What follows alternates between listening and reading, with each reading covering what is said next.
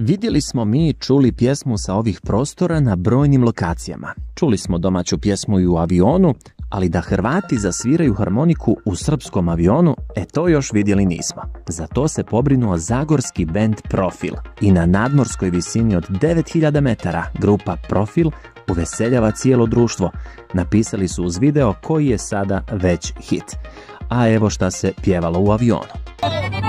Ja sam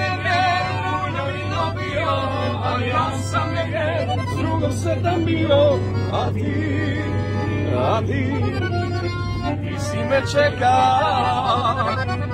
A ja sam rujno vino pio,